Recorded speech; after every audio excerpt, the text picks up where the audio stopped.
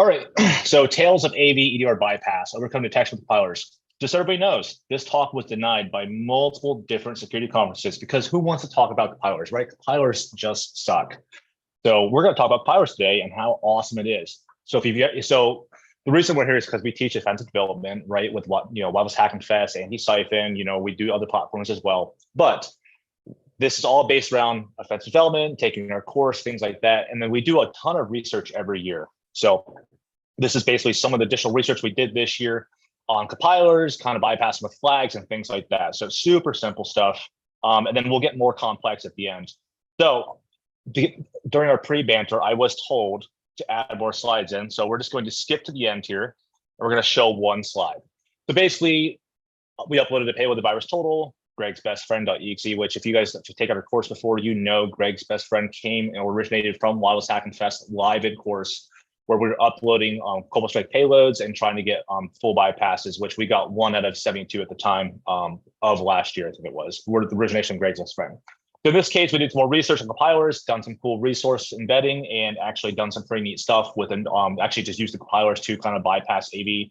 And this was our full shebang here. So let's go back. We'll do a quick introduction of who I am. So this is me.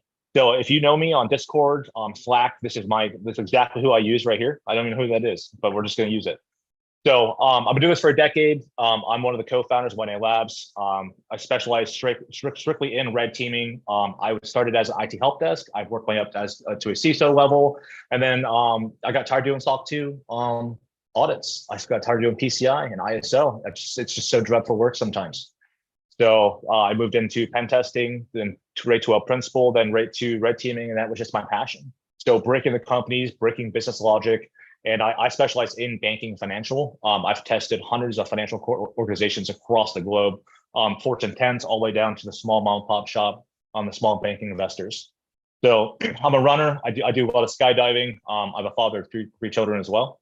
So lots of good stuff. So let's get into it here. So I have 61 slides to cover in 30 minutes. So we're going to run through this. So we're going to skip stuff. So there's no reason for mission statements today. So we're going to cover AV bypassing. So 2 types of AV bypassing, right? Static, dynamic. We're going to focus on static first. And that's basically, let's say you have an RDP session. If I take a binary, right? We'll take a binary and we drop it on a desktop. Is the AV EDR going to pop, right? When I say pop, it's going to give you a message. For example, Cortex pops up and says, oh, let's just file. Same thing with Sophos. We pay for licensing across all of those, and we're covering CrowdStrike today, Sophos XDR, and SentinelOne. In this for something we'll cover today as well as power overview and examples, understanding what they are. And I'm expecting you guys have some kind of background on what compiler does, right? Basically just builds code, right? It's all basically, if you look at what compiler is, it's just taking to assembly, automatically writing it. And then I'm focusing on C++ today, just not strictly C. And we're going to focus on G++, on the GNU compilers and MSVC as well, the Microsoft stack as well. They have there's different things, there's different libraries. We could spend an hour on just understanding the different libraries and what they are. But the basics, right? We're taking high-level programming languages and machine code, code generation, and then also we're going to look at compiler optimization, which is like such an unrated and underused functionality. And when I say underused, like who here has downloaded a GitHub, repo, right? And there's an SLN file in there for Visual Studio. You double-click it, you build it. Has anybody ever looked at the compiler flags? Has anybody ever get caught just running like sharp up or sharp SQL? Or just building some kind of C++, like let's talk about the potato stack, juicy potato, right? Is anybody actually just tried optimizing that just to bypass, AV EDR? It's exactly what this talk is, right? So super interesting. Let's see here. So let's jump into stack detection, right? So stack detection basically just is looking at the hash of the file and just basically taking the breakdown of it. It's not executing, and that's dynamic, right? Static is just looking at the binary itself, the metadata, which is extremely important. A lot of you don't realize that. And then just looking at how it reacts. So you could drop it to IDA, Ghidra, stuff like that, and look how it works just without running it though. So how do we bypass stack detection, right? Don't have a common signature, right? Polymorphic code, just having different variants of, builds that you have, right? And then code obfuscation, obviously hiding the true intent of the code. What does that mean exactly? You have a main function in C++ code. You then have different, for example, what does a normal function look like today? Right? Most of it's gonna be math, it's gonna be reaching out to internet, it's gonna do something fun, right? We all just had the same approach. Oh, we're gonna call the same APIs across everything. We're gonna allocate memory, we're gonna write to the memory, we're gonna store a shellcode. and then we're going to execute it. We do the same for API calls, right, across everything. No one adds any functionality. Think about most applications today have over 100 exported functions that are called. We don't simulate any of that, right? So that's how we always get caught. So when we build, right, we want to have it look like normal, a true binary. So I challenge you all to go out there, take a binary, any Microsoft binary, right? Use PExplorer, doesn't really matter what you want. Look at the exports, look at what functions it's exporting, look at where the main is injecting, look at how it actually works. Simulate that type of binary when you're building your payloads, even though it increases in size, right? Different payloads get different sizes as well. Dynamic detection. This one's way more difficult. Today, we're now into indirect syscalls, API hooking, API hashing, all that kind of stuff, right? So it's way more invested into dynamic detection. So there's way more to it. We could spend 2 hours talking just the basics on getting around dynamic detection. Everything's kind of being kernel driven today, so it's no more API hooking is not working anymore, really. Like S1, Cortex, Sophos is junk, right? But you can still API hook them. But the other ones, they're all using kernel drivers, and that kind of approach is kind of getting away from API hooking. So things like that's no one working. But like API hashing is really good as well. Okay, so here's a scenario. What if we could turn compilers to the tools we use for creation into allies for bypassing AVR systems, right? Can we reshape the game in 2023? And the answer is yes, we can. We just have to break away from the normal, right? Getting away from the Microsoft compiler. It's extremely important. So I've already kind of talked about this, right? But who get cloned a project from Visual Studio and never looked at compiler flags? Just build it and say, hey, we're going to run it. And of course you get caught, right? Because everybody runs the same code, right? Who's looked at the flags of public projects? Who's looked at optimization? Can we change tactics? Building payloads to the same compiler the last 3 years. We have an entire team dedicated to research development, and they all use cl.exe, which is the Microsoft Visual Studio compiler. It drives me nuts. I will literally port all of our projects over to LLVM or G++ just to change our static detection signatures, and it works. It works every time, even though dynamic is completely different ballgame. Just changing static at first is like it's the truth, right? Okay, so for us to deal with tests correctly, we have to have a test environment, right? So we use Break Best Friend. That is publicly available on our GitHub currently today, right? It's a C++ code, and just basically is a test case, right? Our payloads today, we're a Metasploit calculator, and we're a Cobalt Strike shop, and so we were using C2s as well. So in this case here, our purpose is bypassing AVR systems, compile diversity, break away from the normal, right? And then just seeing what happens. Okay, so here's our code base. I know when I posted this originally, people were like, what is this, right? So we're grabbing the current process ID, moving to open process, virtual alloc ex, create root thread, and then closing the handle. This is actually local process injection, and the API calls don't make sense, right? That's basically the idea of breaking away from the normal. Who does this for local process injection? This actually worked. This bypassed most AV EDR. If you are in White Nail Labs Discord, if you ask me and pop in questions, hey, I need to bypass that one, my answer was, did you try Greg's best friends? And then the response for like the first 6 to 8 months, like, wow, I can't believe that worked. This is probably a bird now. I have a heavily modified version of this, but this worked for 8 months before we released it for public. Anybody in the class had this code base, and it worked for a long time. Scan this QR code. I promise you're not going to get rickrolled today. This will take you right to the GitHub repo for WKLSec. All right, testing platforms. Anti-Scam is currently down or was down. I did not check it today because I am not prepped. We are currently on a physical engagement and we are not prepping right now. Virus Total, I don't recommend uploading payloads to Virus Total. Clean Scan works good. You also have Threat Check, Defender Check, things like that. Make sure you disable your internet and things like that. We're also checking online and turn off SIP delivery. You could also get CrowdStrike for trials. You could pay for that as well. Sophos can get trial-based. There's a few other ones that I recommend getting for trials. You can always test locally as well. We do both. Moving in, today we have licenses for S1, CrowdStrike, and Sophos XDR. We pay for this. We spend thousands a year for our research development teams to actually be able to test and bypass.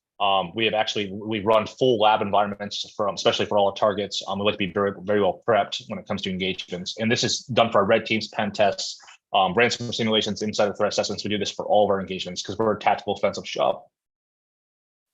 Moving in here, two type of compiler stacks, GNUs and MSVCs. MSVC is Windows and GNU is compiler like Ming GW64. Basically cross-compiler platform, right? You can build on Mac, Linux, Windows, it doesn't really matter. For CL for Windows, it's not really like that. Clang is now supported in Microsoft as well, which is pretty cool. So I am going to skip this, guys. a little bit here. Basically, I'm going to give you a compiler overview. We were going to run out of time here. I only have 20 minutes left till Graycast present. So basically, I'm going to give you compiler overviews of what each one does. Basically, just building, and you can see I've given build examples here. CL.exe, Greg's best friend, really simple. And we're just going to detect. This is just a basic payload right here. Uploading the virus tool, right? 28 out of 71, not bad. Could do better, right? This is non-encoding. We did not encode anything. This is straight just using a compiler. We're going to build a baseline first, then kind of figure out and go from there. In this case here, this was clean scan, 15 out of 40. Still, not bad, but there's a lot of junk ones on there. 15 are the good ones, right? Same thing with Clang++ LLVM. This is using the Microsoft stack here as well. And you can see just Clang++ for LLVM, right, directly. We got 30 out of 71, actually did a little worse than CL, which is a little bit rare in my opinion. 15 out of 40, same thing. And then this is the Clang++ Ming W GNU side. And this one actually got the same results, or very similar to the CL for Microsoft. And we did one more. We're going to do G++, which is actually one of my most favorite compilers. It is an underrated compiler. It does lack support, but it does do some very interesting stuff. And this one here also got results for 28 out of 71. Same thing for the clean scan. So moving in, we're going to optimize. So there was no optimization there. We'll show the flags here as well. Basically, polymorphism, code compression, code splitting, dynamic behavior. There's so many different things compilers can do, like splitting functions, splitting code. I mean, there's so much. And just exploring non-standard compiler flags for evasion is so interesting, especially for code size reduction. If you look at a Microsoft binary today, it's probably what, 13 kilobits, maybe 10, maybe 100, right? If you build without any optimization flags, you're easily over 1 meg. And that tells you that you're basically linking, you're adding libraries you shouldn't be adding. There's way more things that you could do, especially when you build with compilers. A lot of people don't realize that. Don't get me wrong, size always is important. It's also, trying to basically trick, stack detection and like break your loops, make things look, complex, especially for people reversing their binaries. If you're not using any safeguards or called railguards during like engagements. So basically, let's talk about some CL stuff here. CL.exe, which is the Microsoft compiler Visual Studio. This is what Visual Studio uses in the background. There is a ton of flags here. This is just like a subset of a little bit, right? Maximizing speed, hiding inline functions, right? Disable security checks, optimizing for size. The /O functions, you'll see they all work across multiple compilers. You'll see OZ, OS, double S's. Moving down, turning off exception handling, right? We don't care about crashing shellcode programs. We don't want any exceptions. Breaking away from the SEH stack as well. String pulling, function level linking, optimizing for Windows applications. You can even set entry points. You can do, there's so much stuff that you guys can do here. It's crazy. This is just like the tip of the iceberg kind of style. So let's look. Just doing those flags, optimization, we got 22 out of 71. Same thing for clean scan, 15. And that's probably because of shellcode. Moving into LLVM, LLVM even has more flags, guys. It's just crazy stuff. You can see here I'm linking user 32. I'm doing unrolls, FNO exceptions, runtime for type information, stack protectors, all this kind of stuff. We're doing aggressive optimization for LLVM. Actually, this one did worse than CL, which is surprising because LLVM was always like one of the most, like, the ones to beat, right? Moving in, this is C++ GNU style, 2771, same thing for clean scan. And then the G++ got us 27. Not too bad. I expected better from G++, but we did not do too good. All right, so here's our results here. CL.exe with optimization flags actually did the best so far. So if you're just looking to get maybe to beat some stack detection out of the gate, you can just use Microsoft Visual Studio, turn on optimization flags, which most people do not turn on in their projects, and you can kind of get good results. And remember, this is non-encoded shellcode. We did not encode shellcode. So we're beating more than half, or about 75% of all the AVs on virus total, just for stack detection, right? I put in the program where it would not run the shellcode because we don't want the dynamic detection just yet on this one. We want to wait. So moving down here. So why uncoded? Basically just building our baseline, right? We wanted to build the baseline with just basic shellcode with optimization. Now we're going to go ahead and code and we're going to see what happens, right? So we're going to do real-time stuff. So Shinganai is from Metasploit MS Venom. Basically, someone rewrote this. You can just look up SGN x64. You'll find the GitHub here. It's quite interesting. So I will use SGN, and then basically I also to kind of help hide the really hard escalation and entropy. I wrote our own custom XOR encoding header injection. And what this does is this basically puts or injects Windows.h headers. This is just a small sample, but basically you can look at the strings inside a Microsoft executable, a binary or DLL, and then you can basically take those strings and then every 20 bytes inject, like make your shellcode look like a Windows header library. It's actually pretty slick. That's one cool method we're doing. I have not released that code public yet. I do plan to though. It's pretty neat. But that's kind of what it looks like just with a simple Windows H header injection. So right between the shellcode, and then our decryption in C++ will pull those out, right, and then decrypt using SGM for the decoder stub, which is appended to your shellcode. So basically, we have an undetectable shellcode at static level. In this case here for the Clang LLVM, we had 471. Clean scan 0, right? Boom. We knew it was a shellcode on the bat there. That's beautiful. CL.exe is now 10, which is quite interesting. Microsoft always works against us in a lot of ways. 0 there as well. GNU for Clang was 4 as well. I'm not surprised there. 0 out of 40. And G++ came at 5. Not too bad. And still 0 out of 40. Okay, so we're now down into the single digits for LLVM, GNU. CL.exe is kind of disappointing on that one as well. But we've now bypassed that detection across clean scan. So virus total, at this point, we can kind of guess that it's probably not picking up the shellcode. It's actually picking up metadata. We're not assigned binary. There's a few things around there, right? You're going to get picked up by the most common crap. Let's fix that. Let's take care of that issue. So resource injection, right? So resource, if you don't know what resource file is, it's a .rc file. You compile it into a binary blob. It can be listed as a .o. And you can just basically link it to your application. For example, when you look at, I don't know, let's talk about Mimikatz. Everybody knows the Kiwi for Mimikatz, right? He basically is building, he's embedding that as a resource in Visual Studio.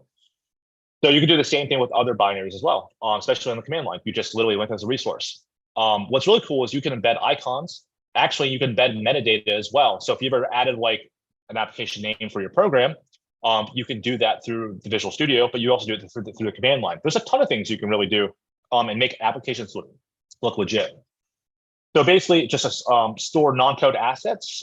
It can store shellcode too. It can store program icons. For example, here's a good example for you guys. This has been done. I'm not reinventing the wheel here at all.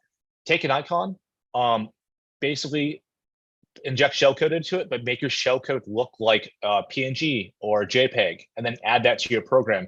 Decrypt it from a JPEG, then encrypt your shellcode right there. Boom, easy as that. So in this case here, we're going to add metadata. So you can see here, I'm using this max res default icon. I'm putting my file version, product version, basically Greg's best friend application. We're going to give it a file version, product name, your product name. Copyright is 2019 to 2023 Stigs. Is it really that easy to add metadata just on a resource file? It is. It's actually that easy. So building with Microsoft, this is the RC. We're put it to a res file, and then for GNU, it's going to go to a .o file. Really simple. So let's keep going here. .o is basically Unix-like, but that's just GNU, right? And then the .res file is for Windows. So CL.exe or the linker can build them for you as well. Pretty simple. So this is what it looks like when you build it, right? So I built Greg's best friend. Here is our application data, our metadata. Oh, what happened there? There's our metadata. That's perfect, right? You can see copyright, all that kind of stuff. So it's interesting that compilers can actually add metadata. It's starting to look legit now, right? Perfect. Let's add shellcode. So we're just going to throw it into the RC data section. You can just literally take a Cobalt Strike beacon, shellcode.bin, and boom, add it right in. Here's our build command on how to do this. Pretty simple. You can see it just adding the resource to.res after we have to compile the res though, right? So super interesting. So, and then we're actually adding compiler flags. I like Clang++. It's one of my favorites right now. I found some really secret flags I'm not releasing, but you can do some really cool stuff. PS flat, Cobalt Strike. Oh, bam, bypassed. And this also bypassed dynamic as well. Pretty funny. And this is just a typical our Cobalt Strike profile that's released publicly. You can find that online. It bypassed Sofa's XDR as well. Beautiful. And S1 also fell victim to a full bypass. Great stuff. Perfect. So in code compiler, we have a nice encoding for shellcode, right? We bypass dynamic now as well. And we kind of broke away from the normal and hit our stuff in the resources. This is nothing new, guys, right? I'm not reinventing the wheel here. This is just some funny stuff, like, just showing how easy it really can be. Compilers really can help you here. Everybody's like, oh, indirect syscalls, but yeah, you actually didn't do anything with your compiler, didn't add metadata, it didn't make it look real. We see guys do that all the time. Okay, well, we're not done yet. Let's take this another step further. I want zero detections on virus total. I want full dynamic execution. We're going to take it to the full level. So we know in the resource fields, we saw that we were able to add compilers, right? I did this across all 4 of them, the G++. You could add metadata. field description, fields, product name, legal copyright. I actually found out there's no max character limit on how much you can add there. You can add whatever you want. It's actually just going to keep adding kilobytes to your shellcode. I mean, you can add 4,000 bytes per each line. It doesn't matter. So with that knowledge, let's inject shellcode in here. What I did is I took an encrypted shellcode. I broke it up 3 ways, right, with Python, and then I actually just converted it to hex. So it's not opcodes, it's just hex, right? So then we took that hex and we split it 3 ways, and we throw it into the file description, product name, and legal copyright. We then take the C++ program, and we're actually going to then read from the file descriptions and actually make that executable. You can even take it a step further and leave it in hex, actually convert it live we'll have to change memory permissions, and then just do jumps between your shellcode. As long as you don't break Cobalt Strike, you can actually have it jumping or rotating between each of the 3 different fields. Super interesting. Now, who has here as a guess that did VirusTotal pick this up on dynamic execution? They did not. This was a full bypass. It could not, since we broke up Cobalt Strike, we ran shellcode across all 3 file descriptors. They did not pick this up, and we had a beacon leaving VT, so which we tore down immediately afterwards. So that's just one cool thing that you can do with compilers, is just throwing shellcode, breaking it up, a little bit of fancy C++ code, and bam, we got a VT bypass. Now, I don't recommend uploading the VT. We knew this was probably going to get burned at some time. You know, the hash is here, right? So, you know, nothing secret here about this one, but it was really simple. I mean, think about it. You're just going to read a resource, right? Then you make that executable, and boom, your shellcode is just going to rotate across those. Super simple. So stupid. Stupid funny. So moving on here. Remember, so taking things away from this talk here, I know we went through it pretty fast, right? I want you to go out there when you're building your shellcode and your binaries. I want you to blend in with common APIs, add in math functions, add in internet functions. You know, if you're, for example, if you're going to pretend to be, you know, Adobe Acrobat, make sure you have Adobe Acrobat or like PDF reader functions in your applications. Don't just leave 4 functions, add in 100, right? You know, obfuscate your names. You know, if you're going to do exports, make sure you have exports. Do something, right? Break away from the common shellcode loading chains. Do something different. Don't keep doing the same stuff. Another cool technique that we saw recently is taking you encode your shellcode as a MAC address. Then you use the internet loading API that Microsoft uses to load your shellcode into a memory. You don't have to use write process memory at that point. Heck, I'm working on something cool right now using assembly. I love assembly. I took 2 years assembly. It's torture, but I can now use inline assembly, you know, to basically write my own shellcode to my own you know, buffer. I don't have to use write process memory anymore. You know, inline assembly is awesome. If you just write your own assembly code, you can do it. Now you still have to do, like, you have to allocate, obviously, you know, a region, but you can do some cool stuff. Explore compilers. So the ones we did not do here, you know, we'll start looking at Rust, start looking at, you know, I don't know, Python, you know, converting things like that. Go code, for example, Go compilers. I mean, we've had some mixed results there as well, right? NIM's pretty cool. There's a lot of cool stuff out there. So remember, you just want to break away from the normal. I don't recommend writing everything in NIM, or I don't recommend writing everything in C++. .NET has some cool stuff you can do as well, right? So remember, just make your stuff, you know, appear legitimate. Syscalls are not always the answer. So don't forget that. Syscalls are not always the answer. If you could just literally just do basic kernel 32 calls and you look normal, think about it, the AV EDR has to let stuff run. They have to let stuff through the window, right? They have to let it execute. You have to be able to do your job, and they know that. So you can abuse that kind of business logic. So here is our WKL Discord. You can join right in. Please, we're all super friendly. We have a few red team channels. Definitely ask questions. We're super helpful. We are busy, so I do apologize for that. It is Q4, so we are slammed. We are booked out to December. So please, you know, bear with us, you know, tag us, do what you guys want. You know, we're friendly, come join. And then that's my LinkedIn. That's our website as well. So connect with us. Basically, lots of fun.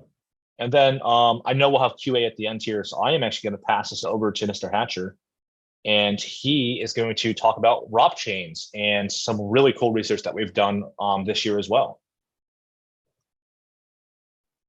Thank you, Mr. Stigerwalt. Appreciate it.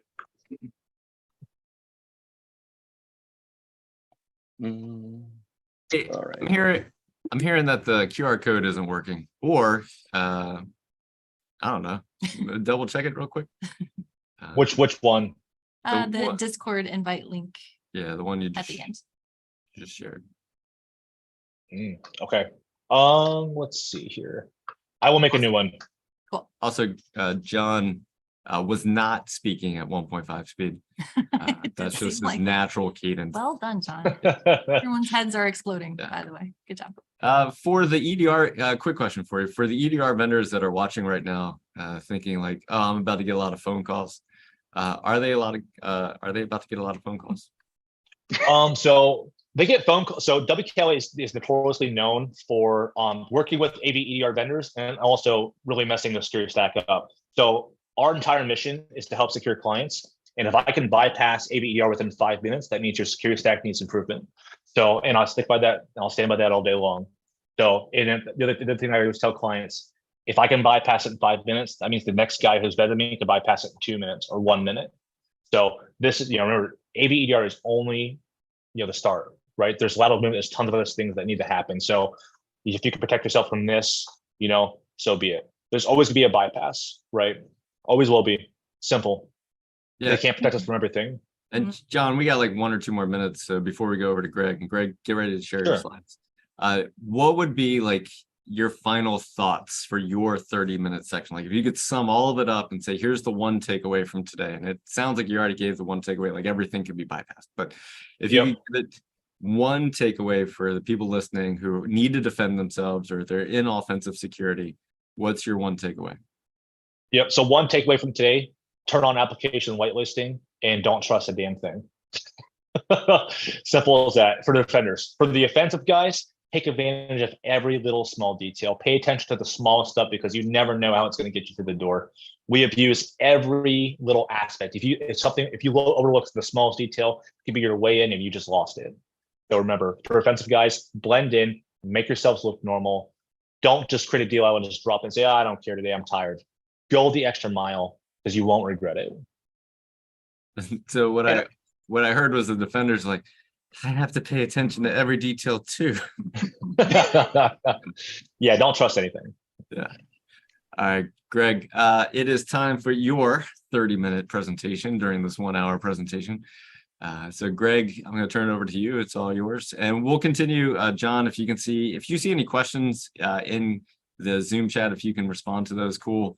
If you don't have time at the moment, cool. We'll get back to that at the end.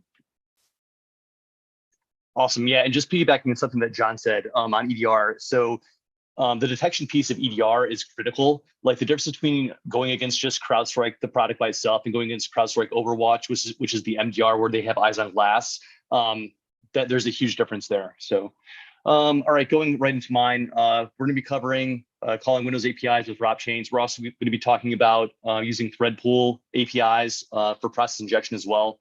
Let me give my 30-second intro. So my name is Greg Hatcher. I was a Green Beret in 5th Special Forces Group for 7 years, multiple combat deployments to the Middle East, Syria, Iraq, Afghanistan as well. Then I got out in 2017.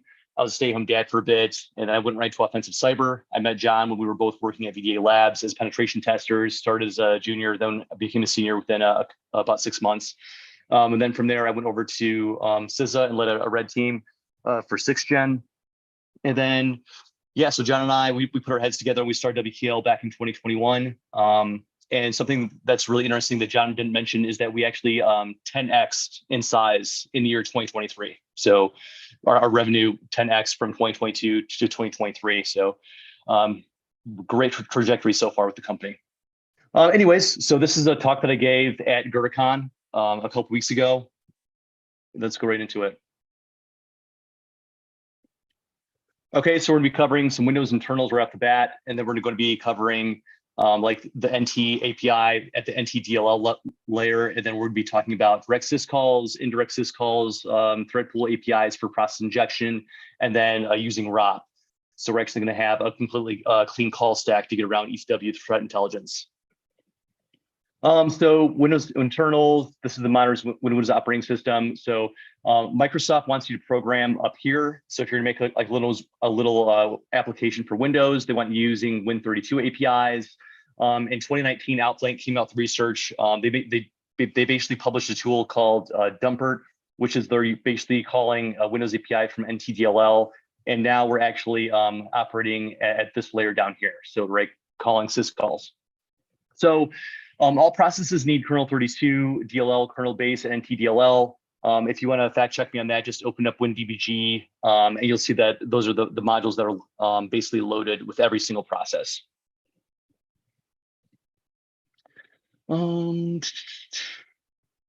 Okay, so this is a very vanilla shellcode loader. I tried to make like the easiest loader possible, and this is it. So virtual alloc reserves commits and changes the state of region and virtual address space of the calling process. We're just allocating memory space in a buffer. Yeah, we're creating space in a buffer.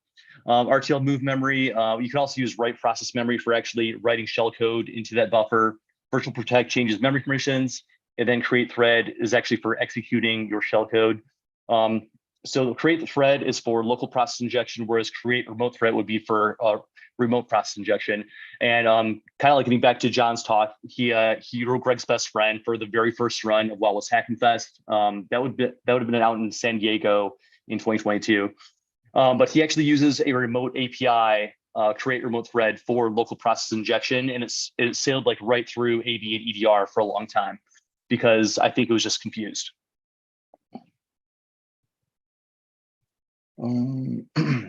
Okay, so now we're going to go through, we're doing a walkthrough of virtual alloc API call. This is without any hooks. And then we're going to do a walkthrough of what it actually looks like when Sophos intercept XEDR hooked virtual alloc. Please work. Okay, so this is a tool called IDA. It's a disassembler. We set our breakpoint right there on virtual alloc. We do dynamic execution. That's the GUI popping. Come on. Okay, now we're calling virtual alloc in the text section. Kernel 32, like I mentioned earlier, we start in kernel 32, and then we'll go to kernel base, and then we'll end in NTDLL. So we're going down in kernel base. We're going to find the call. This is going to be the next call. This will probably go to NTDLL. And there we are in NTDLL. So this is a completely clean, unhooked version of virtual alloc. You can see the syscall there. So in this case, the system service number is 18 for virtual alloc. You can see that 3 lines above the syscall, the system service number. And this is going to be really important when we start talking about direct system calls, because every single Windows API has its own system service number, and that SSN will change over every release of Windows, the Windows operating system, and updates and service packs, etc. Some Windows APIs are way more stable than others, and we'll talk about that as well. I do not want this again.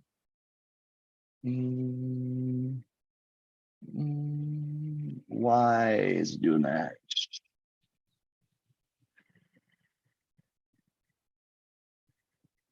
Okay, there we go.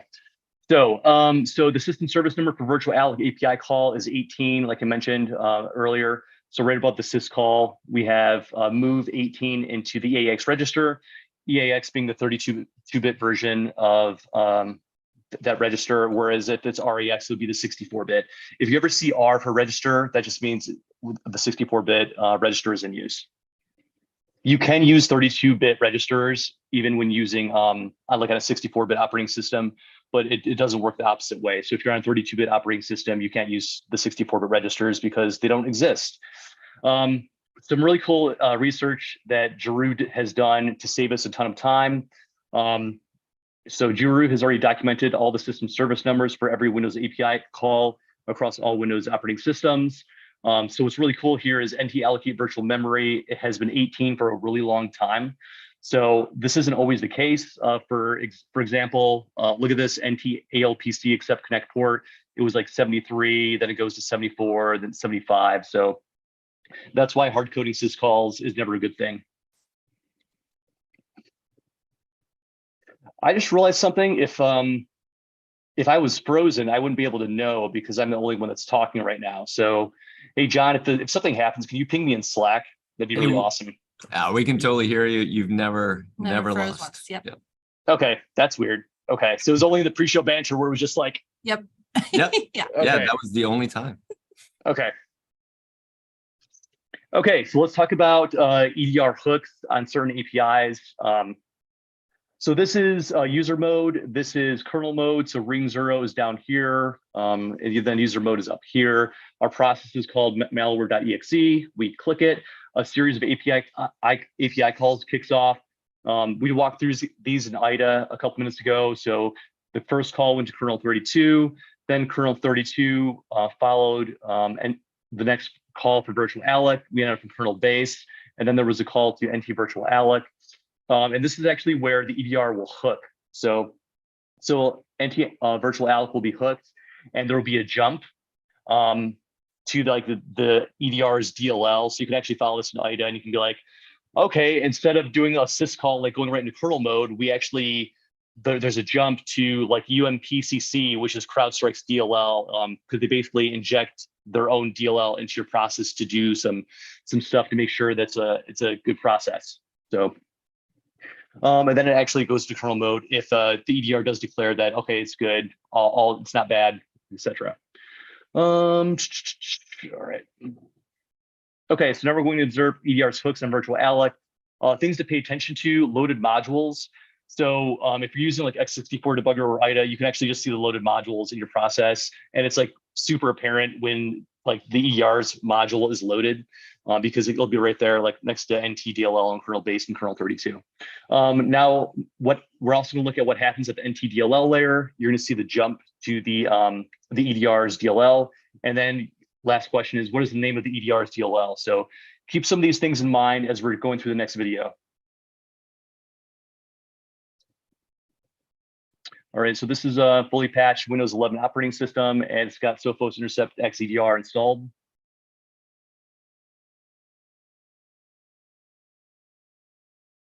We're gonna do the same exercise, same code, but we're just gonna observe the jump.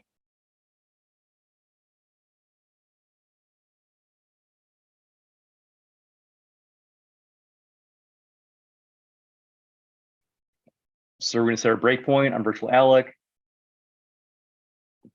We're gonna go into dynamic execution. Everything's the same so far because the EDR hooks lower in the operating system.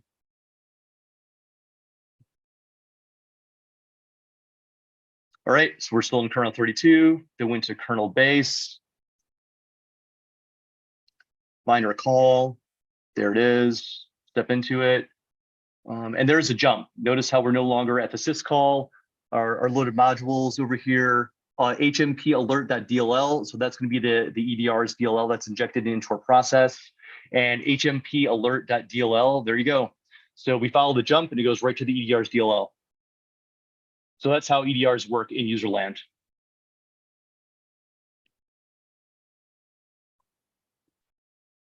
Already mentioned this earlier. Direct system calls, the problem, the solution.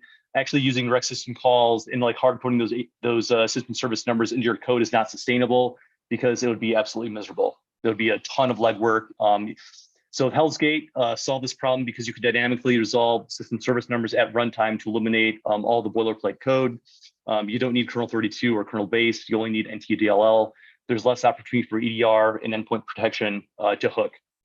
However, the problem with Hell's Gate is that if NTDLL is still hooked, it's not going to work. So that's why we no longer use Hell's Gate for the most part.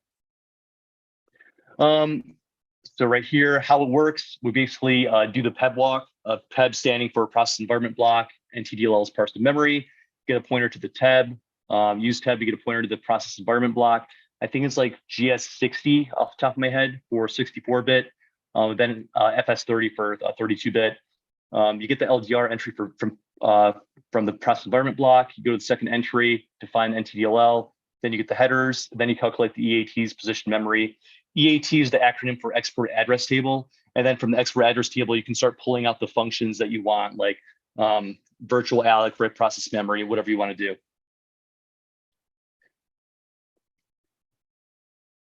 Okay, so this is a direct system call graphic. I believe I got this from Daniel Feichter's blog. Super cool dude. He's out of Germany. He actually ran a red team village at DEF CON this year. So I liked his graphic because it illustrates it very clearly what's going on. So direct system call graphic. If you remember correctly, before malware exe called the Windows API, then they went to kernel base, then went to NTDLL, and then NTDLL called the syscall, and then we went into kernel mode.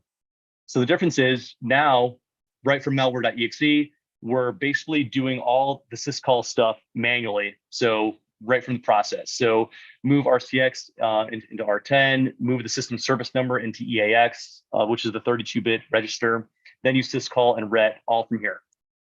So virtual alloc, the system service number from that was 18 hotel, if I remember correctly. So the problem with this is when we actually call the syscall, it's going to go down here, and the IDT is going to, or actually the function is going to ret to an area outside of NTDLL. So that's how the EDR or the AV is going to know that we're using direct system calls, and you're going to get busted almost immediately. So that's why in 2023, we don't use direct system calls anymore. Okay, so I already mentioned this, Hell's Gate. If NTDLL is already hooked, your code will crash. Yeah, let's go skip ahead. So detection for direct syscalls. Syscall execution takes place directly in memory area of the direct system call assembly outside of NTDLL. So that'll get you busted. And then we're going to ret to an area outside of NTDLL when we actually go to do our function prologue or function epilogue. So when the function returns. Then also ECW provides a systrace feature which can be used by a kernel driver to determine where the syscall originated from. So like you're getting busted from like the origination of the syscall outside of NTDLL, and then when you ret to an area outside of NTDLL, you're also busted. So it's sort of like a detection sandwich, if you will. Okay, so how is indirect system calls different? So a lot of the stuff is the same, except the syscall is actually going to happen in NTDLL this time. The function prologue, everything before we actually call the syscall is going to happen in our own process. So the cool thing about indirect system calls evades the interrupt descriptor table kernel callback checks. We're actually creating a gadget to jump to the syscall address in NTDLL. So you're going to still have that clean call from NTDLL as opposed to outside of NTDLL. A return address is spoofed, avoids EDRs that don't use ECW. The problem with indirect system calls is that ECW is still going to bust you because you're going to have a dirty call stack because it's going to look at, eventually you do have to ret to your process, even if you ret to NTDLL. And ECW threat intelligence is going to unwind that call stack, and they're just going to see everything that you're doing. So manually swap registers, and system calls are dynamically resolved using math. Everyone loves math. Okay, so what is the indirect system call special sauce? The syscall value is the 4th index or the 5th byte. This is basically universal for the syscall prologue. We kind of already covered the prologue. We have to like move the system service number into EAX, do some magic, and then the syscall happens. That's what we'll call like the syscall prologue. Every function you ever call has a prologue and an epilogue. The prologue just like setting up the arguments on the stack, and the epilogue is when you actually ret back to the area. So the sysadder NT-allocate virtual memory, you're adding 12 to the base address of NT-allocate virtual memory because the stack goes down. And then I'll actually do a video where like we walk through the math. So you're not just looking at a slide of this, because looking at a slide, you're not going to understand. It.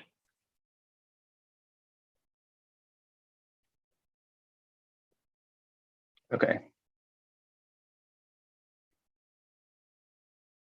So we've switched from IDA disassembler to x64 debugger. This is me opening up the same exact loader. We're going to look at NTDLL. Me locating NT-allocate virtual memory in NTDLL. And this screen its sole purpose is to show the math. So that's basically me counting the bytes to get down to the system service number. Excuse me. So that'd be like 1, 2, 3, 4, and then the system service number is right there, the 5th byte. And then to get to the syscall, we're basically subtracting that memory address by that memory address.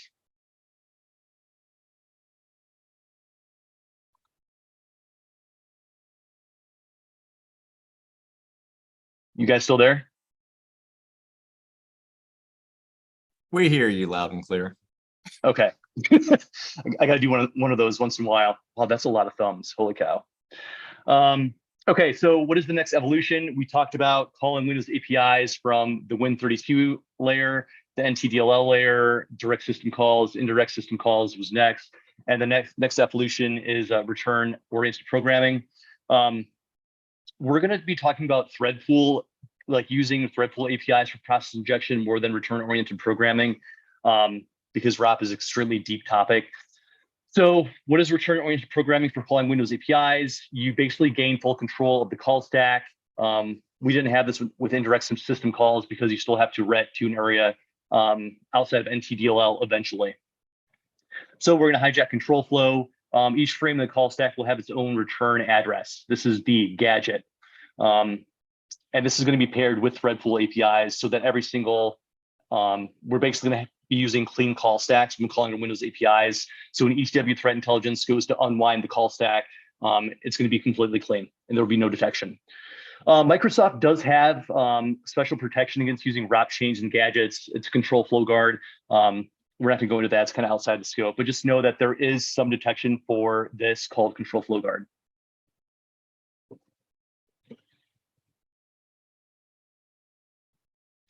Okay, so what is control flow guard? It's basically your code execution. Your control flow guard table will basically contain the memory addresses of where execution should be starting from. So for instance, the text section, which is executable, this memory address is basically the first memory address. So this address would be in the control flow guard table. The next slide should say,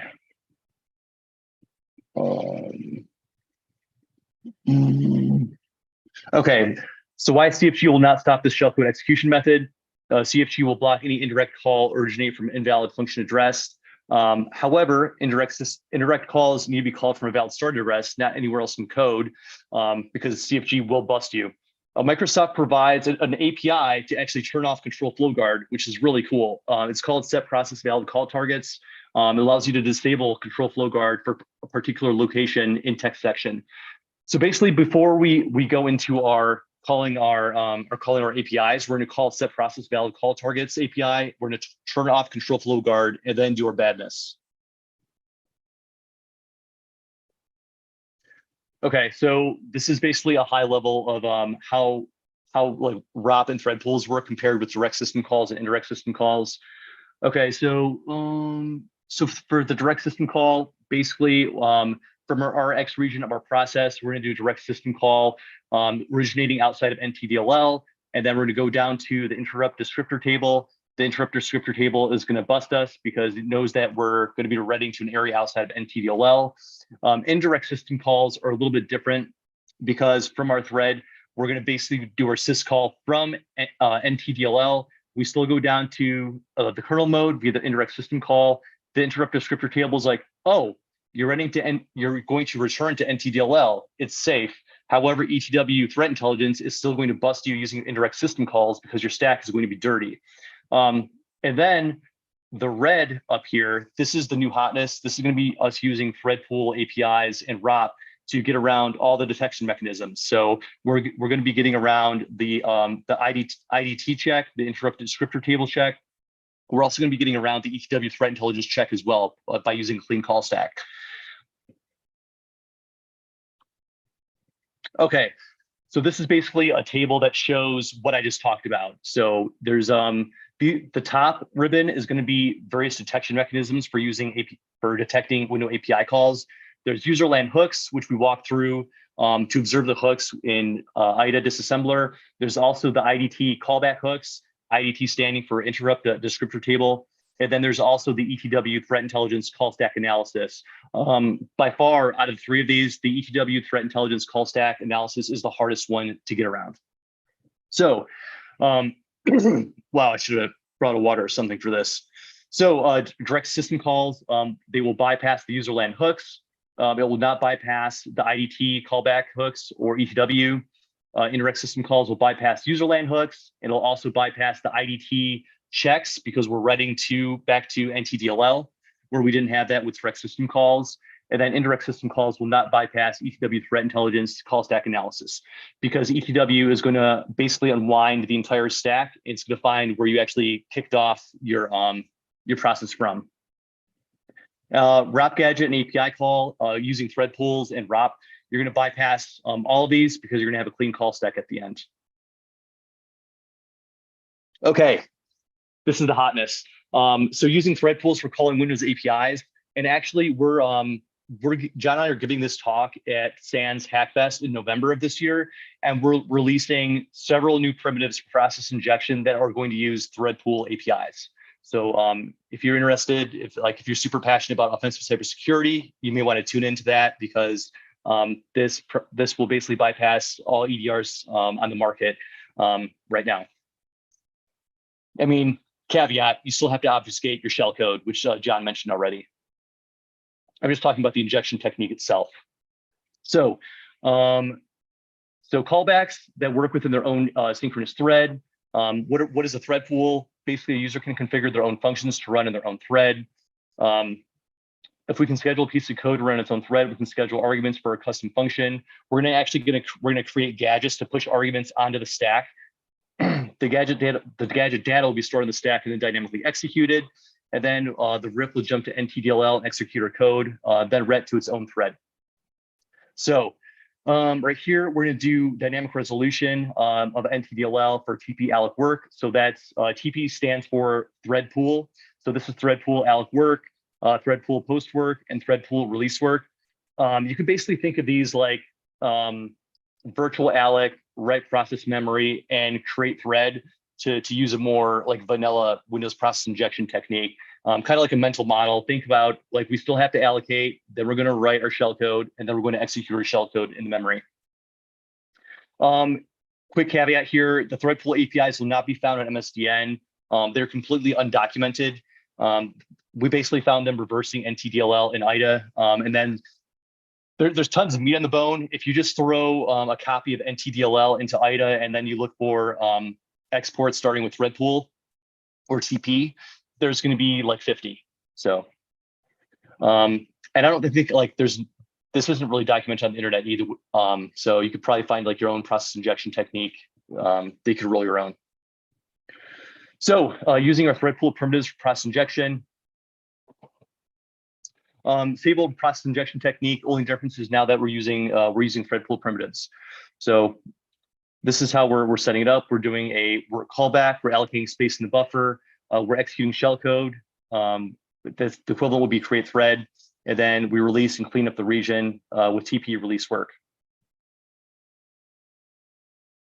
Okay, so let's talk about like how does ROP and like ROP gadgets fit into this. So just to clarify, ROP is like returning engine programming. A gadget is just a single piece of code that runs, and then a ROP gadget is just like stringing gadgets together. So basically the syscall, prologue, and epilogue, that would be an example of a gadget. So we're doing some stuff. We're moving RCX into R10. We're moving our system service number for virtual alloc into EAX. And then we syscall, and then we ret to do our syscall function epilogue. So the cool thing about ROP gadgets, they execute without any interaction from the user whatsoever. So we don't need like Susie in accounting to do anything. She just needs to sit there and our code will execute on her box. Okay, this is so you guys don't know that I'm not blowing smoke. You can use thread pool APIs for process injection, and this is just a video. I think this just pops calc, but keep in mind you can execute anything that you want to. This is a quick POC to show that you can use thread pool APIs for execution. Super impressive. We popped cal. Okay, so the inception begins. How am I doing on time? Oh my Lord, I have 5 minutes. So what if we provided a pointer to a Windows API and an argument as opposed to pointing to the start of our shellcode? So instead of like just a pointer to shellcode, we just pointed to an API, and then we had a clean call stack, and then we called our own shellcode. So that's what we do here. The first argument is going to be a worker structure. Second argument is a function callback. Third argument is optional argument, and then fourth argument is callback to the environment. I'm running out of time, so I'm going to kind of zoom through this. So if there's any red teamers or offensive cyber people on this webinar, I'm sure you already know what load library is. For a long time, you could actually like dynamically call your Windows API using like load library and get proc address or get module handle. And you can get away with it because you wouldn't have that Windows API in the import address table. It's more of like a static detection, getting around static detection. You're not going to get around dynamic detection by just like dynamically resolving APIs. So that's what that would look like. That's a clean call stack for just calling or executing a load library. So this slide, I love it. Execute whatever the hell you want with a clean call stack. So we're dynamically resolving using load library. This work, my callback, will basically execute whatever you want with a clean call stack using thread pool APIs. Because thread pool APIs, the special sauce is when a thread pool API is executed, you actually get a whole nother thread. Your code happens in a different thread, the code execution. Okay, we need to create a structure. That structure will then be passed to the gadget. So we're just going to make this structure. It does have to resemble virtual alloc. So, well, it's kind of bad. I should probably fix that so you can actually see the comments, huh? So a pointer to NT allocate virtual memory. So that would be at NTDLL. Then we're going to do H process. So opening a handle to the process. And then this is pointer to the base address, the size, and the permissions. And then down here, we're using get module handle, which is a very similar equivalent to load library, and get proc address for dynamically resolving NTDLL. And which API are we going to resolve? We're going to resolve NT allocate virtual memory. And then our page permissions are going to be execute, read. Don't ever use page execute, read, write, because that's a trigger. That's going to be a trigger for EDR. If you do use encoding, caveat, you have to use execute, read, write, because you have to actually write back to your stub to decode. Okay, so what does a normal NT allocate virtual memory API call look like? If you just like MSDN, if you want MSDN, you type in NT allocate virtual memory, this is what you will get. So this is what Microsoft is expecting. So we should probably give Microsoft what it is expecting. And I have like 60 seconds left. So NT allocate virtual memory gadget. This is going to be our gadget that we wrote by hand in assembly. There's our global variable called work callback.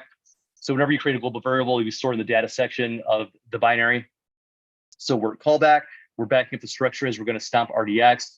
We actually move RBX into RAX, which is the NT allocate virtual memory. And then this should look very similar. These are just the arguments for what NT allocate virtual memory normally needs, but we need to do it manually via manipulating the stack. So high level overview of the technique, thread pool alloc work, API creates a new thread at NTDLL. That's really the special sauce here. TP alloc work can run any function as a callback. It takes one argument, which is then passed as the second argument. TP alloc work calls NT allocate virtual memory, which points to a struct that contains NT allocate virtual alloc arguments. TP alloc work calls work callback, which is the wrap gadget, which then points to a structure that holds the NT alloc arguments. This is extremely dense information. If you come to the offensive development course next week, we're going to be going much deeper into this, and we're going to be going through it and taking a lot more time than 30 minutes because explaining wrap and like thread pool APIs in 30 minutes is kind of challenging. But so what I was talking about, there's tons of meat on this bone. If you guys want to discover more thread pool APIs for Windows process injection, this is how you do it. You can either use x64 debugger or IDA. You would drop a copy of NTDLL in it. You would pull out the exports. And these are all thread pool APIs that are undocumented inside of NTDLL. I'm not saying that all of them can be used for process injection. I'm saying that several of them can, because we're going to be releasing new primitives for process injection using thread pool APIs at Sans Hackfest. So we know that there's additional work to be done here. Is that it? That's it. Well done. Way to end it. That's all you got? That's it? That's it. John, Greg, thank you so much for joining us here today. This is the end of our official time. Thank you so much for being here for this Antisyphon Anti-cast with John and Greg. They do training. They are trainers, And as you can see, they have a wealth of knowledge they'd like to share. Sometimes we have aspirational webcasts. What I like to call is when someone watches it, they're like, I have no idea what any of that was. There were some people here today that were like, got it, done, completely understand this. But for those of you that were watching and you weren't quite sure what was happening at any given time, it's aspirational, things to learn, things to realize that you don't know yet. Greg, if you were going to sum up everything that you just covered in the last 30 minutes in one final thought, what would it be? I would say that you can use thread pool APIs for process injection because this is not a commonly used technique. And then also piggybacking on what you just said, Jason, a great place to start with malware development. If you're like just like kind of getting into it, the Sector 7 courses are fantastic. Renzo does a great job. He does like the basics course, the intermediate course, the advanced course. So, and then also you can do those like on your own time because everything's online and he walks you through all the code. So highly recommend all of his training. Yeah. John and Greg, thank you so much for sharing your knowledge today with the Antisyphon community. For those of you who are watching, thank you so much for joining in this week. We won't be here next week because of Wildest Hacking Fest, but we'll be back after that. If you have any questions, feel free to ask them in Discord. I don't know if Greg and John have time. They're actually on an active engagement right now, and so they stopped to participate in this today. But do you have any time to respond to any other questions? Yeah, we have some time. We'll give another 5 minutes. Yeah, so everybody knows we're on a physical pen test right now. So we went back to the hotel. Yep, and then we're about to go break into 2 buildings here this afternoon. So I mean, we already did yesterday, but we're gonna do it again, right? So we gotta show double value. Can you live stream it, please? Yeah. We would like to watch it. Oh, well, we were gonna do that in the bathroom live at the client site, but we thought that was gonna be inappropriate. So. For all the people that think physical penetration testing is really sexy, I want you to look at this bag of trash on my couch. That's what physical pen testing is actually like. So I'm basically like going through the trash that I took from a shredder and reassembling the pages. So that's awesome. Solid. I was hoping that you were doing this for the hotel and that you checked yourself in like hotels don't get physical pen tests. What are we talking about? Yeah. I mean, they should, right? But they don't. Yeah. They were like, why would we not want people to come inside? Like the whole point and purpose is for people to come in. Yeah. All right. Well, hey, as always, if you're interested in Antisyphon training, please reach out to me. If you have any questions saying, how can I bring this to my company? Something like that, shoot me a message, shoot me an email, and we'll chat about it. Yeah. Absolutely. So if you're looking for corporate training or if you want training for you and your team, talk to Kyle. From an anonymous attendee, they said, I saw mention of systems that don't use ETW. In your opinion, would current generation Defender or for endpoint at least provide some defense? Yeah, absolutely. So there are EDR products that do not use like Defender underneath the hood. Sophos Intercept XEDR is one of them. So Sophos rolls their own AMZ.dll, which is actually less efficacious than the normal AMC DLL with the Windows operating system. So I don't really know why they do that. But yeah, like anything that's made by Microsoft is going to be using ETW. What are the non-baddie uses of the API for adjusting CFG areas of your executable? You couldn't get past baddies. What are the non-baddie? Yeah, non-baddies. The non-bad reason. Non-bad. The non-bad use. I don't have one. That would be a fantastic detection against the code that I just presented, though. Yeah, there should never be a reason why you're turning off control flow guard on an application live, like within your code, right? So it should never be disabled, most likely. Yeah. And then, for example, if you're building, so let's talk about dynamic testing for like C++ code. Like I've done a ton. I've been brought in and tested a ton of like anti-cheat games, like Blizzard, all that kind of stuff, right? So remember, like all the DLOs have control flow guard, like the ASLR, all that kind of stuff, right? So you need to have every protection turned on to bypass injection into your DLL. You don't want to be the vendor, the client, that someone's passing your DLL, across 100 different process injection techniques, right? So that's exactly why you turn on control flow guard and you turn on protection and all the security benefits of like with your compilers. So John, it's extremely important. So I can't find any good reason why you turn off CFG. That John, person this is is clearly a detection engineer. Go ahead. Yeah. question for you back in your part of it. Have you tested some of these against static analysis with other tools like reversing labs, etc.? Just curious if they do a better job than VirusTotal for catching some of this. I've tested so many different platforms, right? So VT is like one of the best out there right now, in my opinion. There's other like on-prem sandboxes, things like that. So I don't know. I think VT does one of the best jobs, in my opinion. It's, or at least it's the most used. I mean, there's probably other better products out there. Time investment, guys, right? So there's just not enough time to build everything and then test it across 100 different platforms. So, but I don't know. Maybe there's something that's better. Here's a comment. As a student seeing these APIs, it just feels like Microsoft goes, hey, attackers, here you go, enjoy.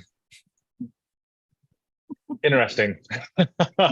So not entirely true, right? The problem was Microsoft was forced by hand to actually release like the PDBs, which is the debugging stuff, right? And that was kind of the creation of the MSDN. So they had to tell us what APIs are being used for us to kind of build applications, debug. So if it was up to Microsoft, they would have kept everything closed source and never told us a damn thing. But that wasn't, they can't be a monopoly in the United States. So that's exactly what happened. And now, they have to release some information, but it's limited with the release. So nothing's documented, but it's publicly available, that knowledge that the APIs are being used. We just don't know what exactly the parameters, how they're being used, or the intended purpose. So as an attacker, the mindset, it's like, oh, how can we abuse this? So my last question is, from an offensive standpoint, do you generally just use a computer the way it's supposed to be used, just against itself? Or are you looking for things that it's not supposed to do?